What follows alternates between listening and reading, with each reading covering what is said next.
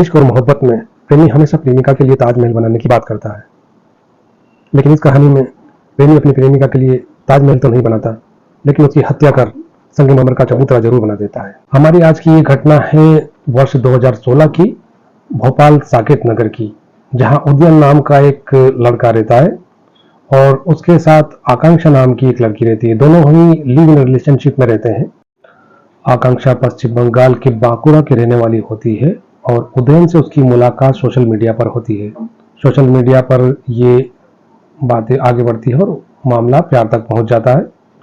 उदयन एक luxury life जीने वाला युवक होता है और सोशल मीडिया पर अपनी प्रोफाइल पर वो खुद को मल्टीनेशनल कंपनी का मालिक बताता है। उसका कारोबार अमेरिका, यूरोप और कई देशों में फैला होना बताता है और स्वयं के करोड़ों रुपए का मालिक होने की बात कहता है।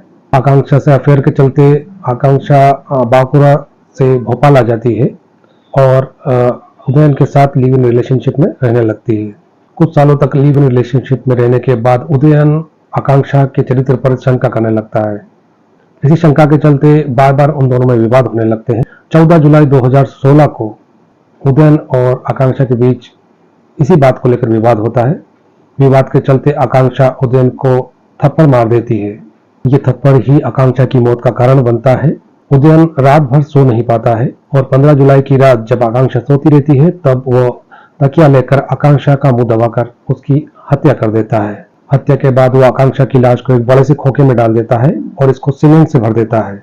इसके बाद एक चबूतरा बनाता है और उसको घर में ही रखता है। इस चबूतरे पे संगमरमर लगाने के लिए वो कुछ कारीगरों को बुलाता है और वहां पूरा संगमरमर से चबूतरा बनवाता है।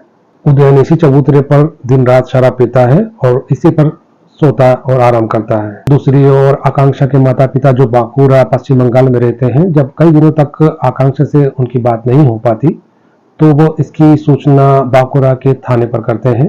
वहां आकांक्षा की गुमशुदगी होने की रिपोर्ट दर्ज कराते हैं। आकांक्षा के माता पिता ये नहीं जानते थे कि आकांक्षा उदयन के साथ लिव इन रिलेशनशिप में है।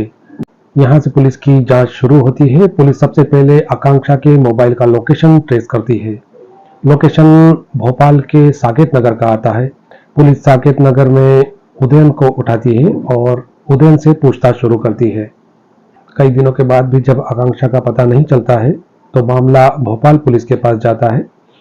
भोपाल पुलिस उदयन को हिरासत में लेकर उससे फिर पूछताछ करती है। पुलिस की सख्ती के बाद उदयन टूट जाता है और सारे हत्याकांड का खुलासा करता है। उदयन से पूछताछ में कई चौंकाने वाले मामले पुलिस के सामने आते हैं। दरअसल उदयन एक सीरियल किलर रहता है। पूछताछ में पुलिस के सामने एक दिल दहलाने वाली घटना सामने आती है। उदयन बताता है कि उसके पिता का नाम बीके दास और मां का नाम इंद्राणी होता है। वह अपने माता पिता के साथ रायपुर में रहता था।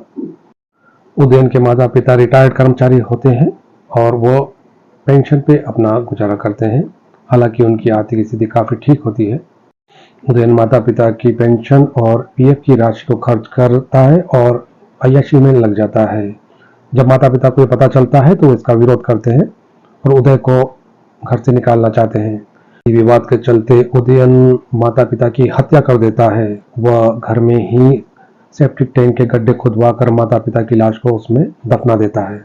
इसके बाद उदयन रायपुर का घर बेचकर भोपाल आ जाता है और यहाँ साकेत नगर में मकान खरीदकर वहां रहने लगता है। इस चौंकाने वाले खुलासे के बाद उदयन को न्यायालय में पेश किया जाता है और न्यायालय सारी सुनवाई के बाद उदयन को उम्र कैद की सजा सुनाती है।